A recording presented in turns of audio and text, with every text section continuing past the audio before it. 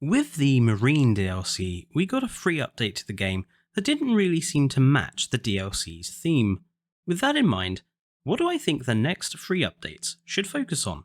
Hello and welcome back to Tricolor Gaming with me, Fletcher. And today's video is going to introduce 5 ideas for free updates. Free updates are a staple of Frontier's update methods and are usually very well received. The Lagoon update that came through early in the game's life cycle really improved those lagoons for all of us. So using that as a rough template, here are 5 ideas for free updates. I'll also be giving ideas for what sort of paid DLC these free updates would work well against. Number 1. Placeable vehicles as decorations. This, I think, would be a very easy free update for Frontier to accomplish, given that the models for the vehicle's in-game assets already exist. All Frontier would need to do is to create an empty version of the vehicles which can be manually placed. This would also suit both last gen and current gen systems, as each era, Jurassic Park, Jurassic World, DFW, Malta and Biosyn, have their own distinct vehicle skins. The vehicles we could place down at a minimum include the Ranger Jeeps, ACU choppers, arrival choppers, vet vehicles and the tour ride vehicles. They could also include things like that big yellow transport chopper, and some new vehicles developed just for this update. This could form the free update side of a new DLC that introduces some sort of new tour ride and vehicle based systems, such as a lagoon tour system, which is something a lot of the community would like to see, or perhaps some sort of balloon or tour helicopter ride for the parks. Number 2. Animal enrichment. So this free update idea would add new parts as well as a new system. Animal enrichment is a vital part of animal welfare,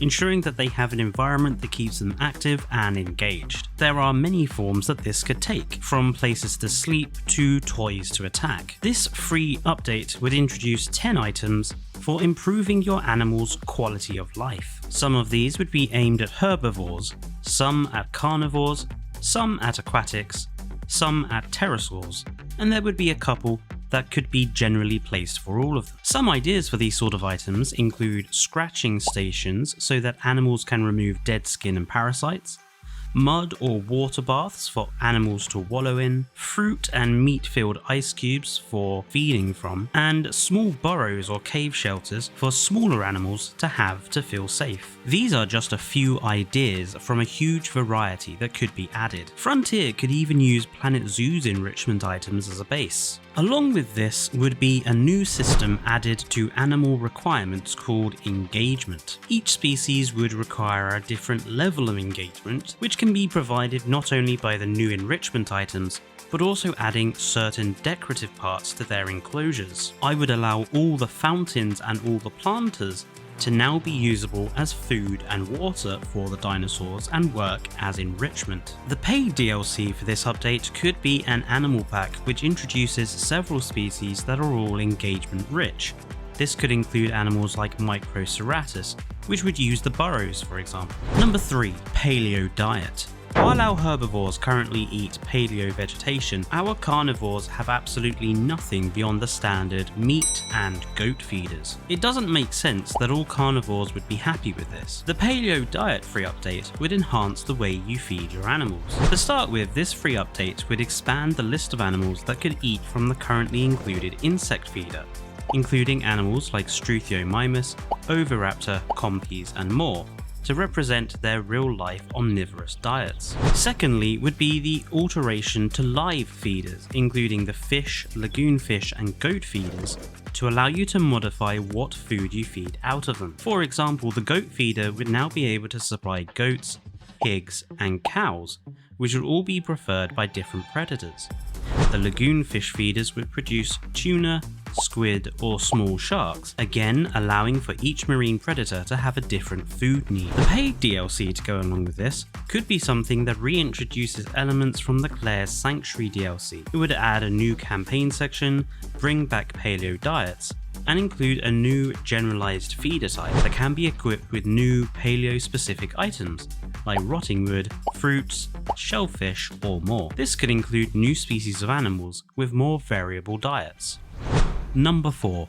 bridges and tunnels. This free update would introduce a number of placeable bridges and a new tunnel system to the game. Instead of altering the path's code to make it create bridges or tunnels, these would be pre-built sections that you just snap path to.